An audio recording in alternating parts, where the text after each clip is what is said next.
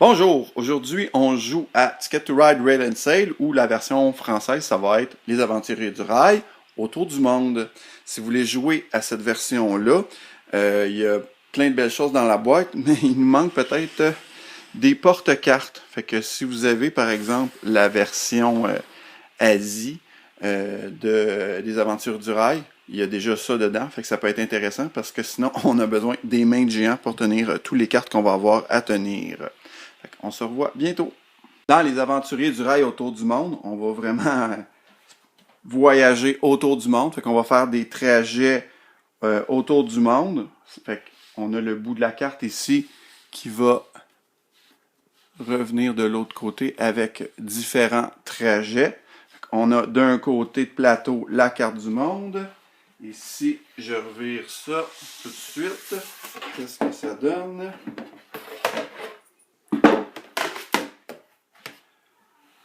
Pour centrer ça de l'autre côté, j'ai la carte des Grands Lacs avec les villes du sud du Canada et du nord des États-Unis au centre du continent. Dans cette version des aventuriers, on va avoir deux types de cartes. Des cartes bateaux et des cartes train qui vont être associées à deux types de pièces différentes qu'on va voir tout à l'heure. Ces cartes-là, on va les accumuler dans nos mains. Ils vont se présenter sous la forme de 6 couleurs différentes. Fait qu'il y a des couleurs, il y a une couleur de moins que dans les aventuriers du rail traditionnels. Puis on va avoir des cartes qui vont représenter deux bateaux. On va pouvoir jouer deux bateaux qu'on va faire des lignes de bateaux. On va avoir également des cartes bateaux simples avec un ancre aussi. Fait que des bateaux doubles et des bateaux simples avec ancre. Dans le cas des cartes de train, on va avoir des cartes de couleur avec ou sans ancre. Et on va avoir des frimes. Les frimes vont pouvoir être utilisées autant pour un bateau que pour un train, mais ils proviennent de la pile train. Au début de la partie, il va y avoir une mise en place différente pour chacun des côtés de plateau. Chaque côté de plateau va nous demander de donner à chaque joueur au départ un certain nombre de cartes train et un certain nombre de cartes bateau. On va avoir accès à des étiquettes.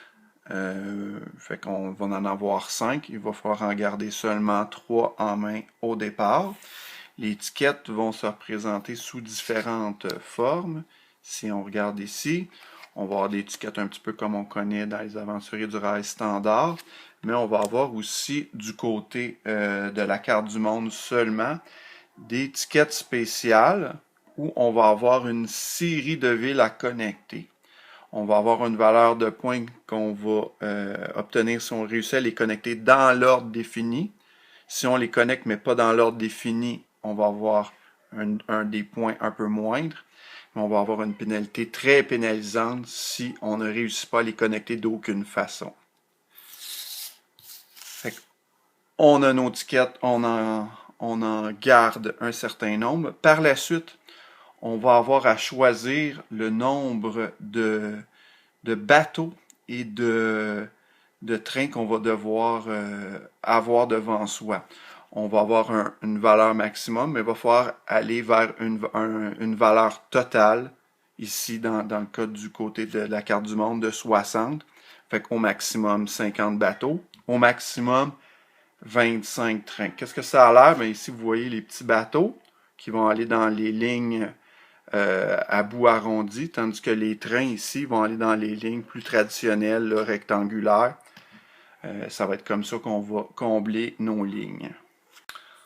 On va avoir également 3 jetons parts qui vont ressembler à ces jetons-là ici, si je les mets de côté.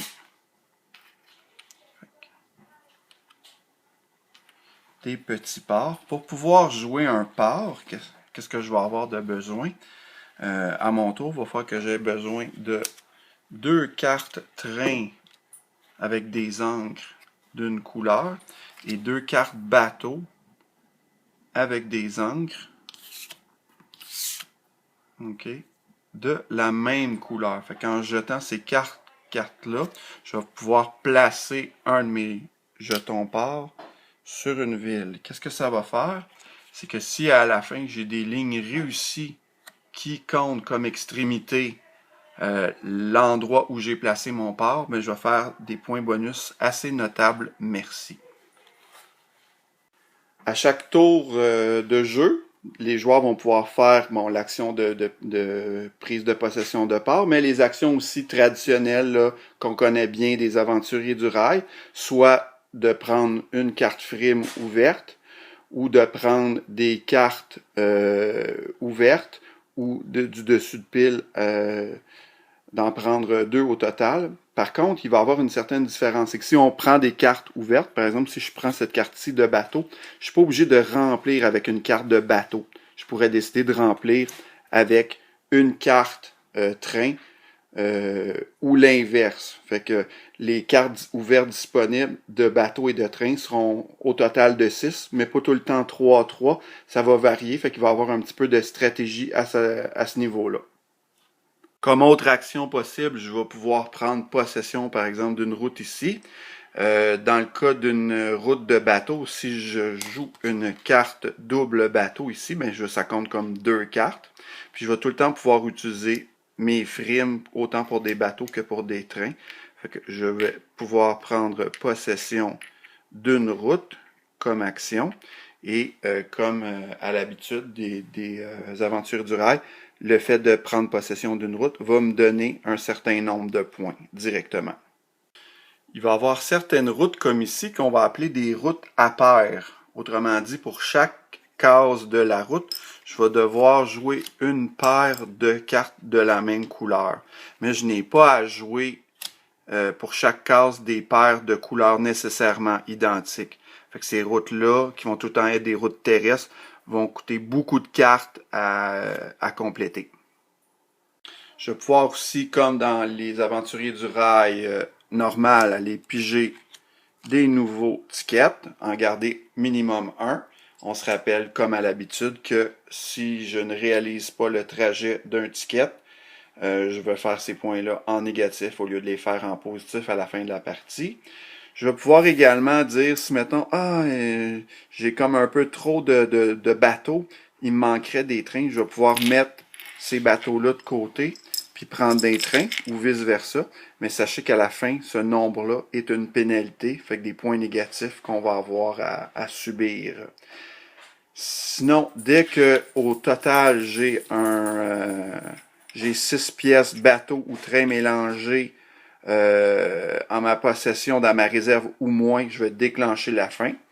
À la fin, on a 2 tours supplémentaires contrairement au dernier tour supplémentaire qu'on a actuellement dans les autres versions des aventures du rail. Par la suite, je cumule les points de tickets, les points de mes trajets, mais surtout les points départ qui, comme vous voyez ici, sont assez importants. Puis, le meilleur gagne. Bonne partie!